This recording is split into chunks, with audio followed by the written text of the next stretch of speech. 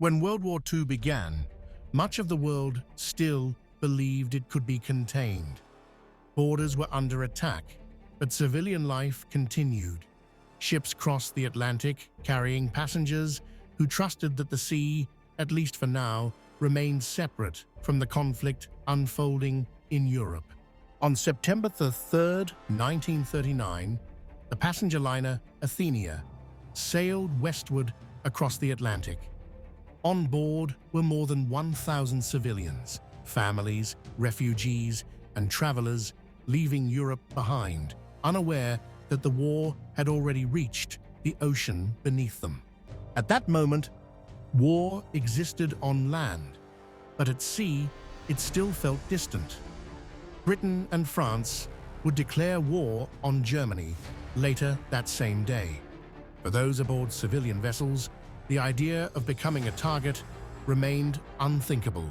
Beneath the surface, German submarines were already operating. Orders had been issued, tensions were high, and confusion was widespread. In the fog of the opening days of the war, the distinction between military and civilian targets was beginning to blur. In the early evening, without any warning or declaration, a torpedo struck the passenger liner Athenia. There was no battle, no exchange of fire, and no time to react. The attack lasted only seconds, yet it instantly transformed a civilian journey into a scene of irreversible consequence. The war had reached the sea. Inside the ship, confusion spread rapidly. Passengers struggled to understand what had happened and why they were under attack. Many had not yet heard that war had begun.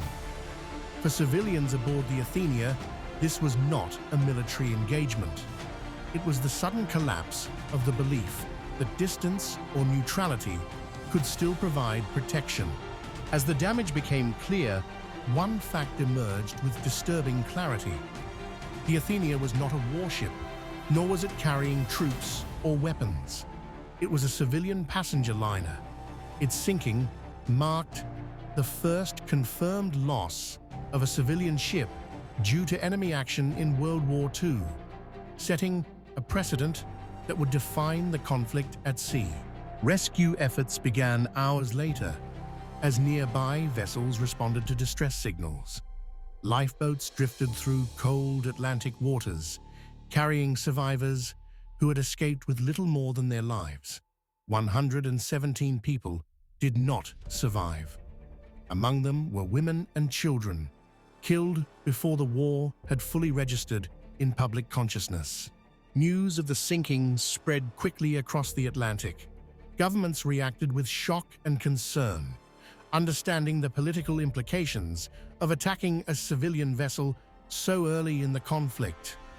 Germany initially denied responsibility, aware that this single act threatened to undermine its position before the war had even been formally defined. With the loss of the Athenia, the Atlantic Ocean ceased to be a neutral passage.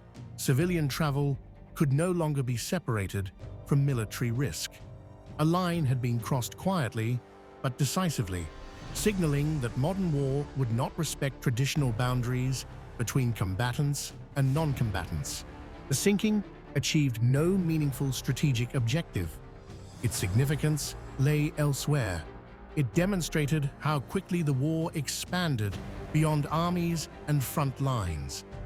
Civilians who believed themselves distant from the fighting were already exposed. From this moment forward, the war would follow them wherever routes, trade, and travel existed.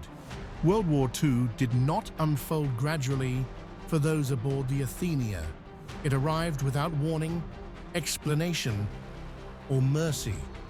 Before declarations were understood, and before nations fully mobilized, civilians had already paid the price. The first ship lost at sea confirmed that this war would spare no domain and no population.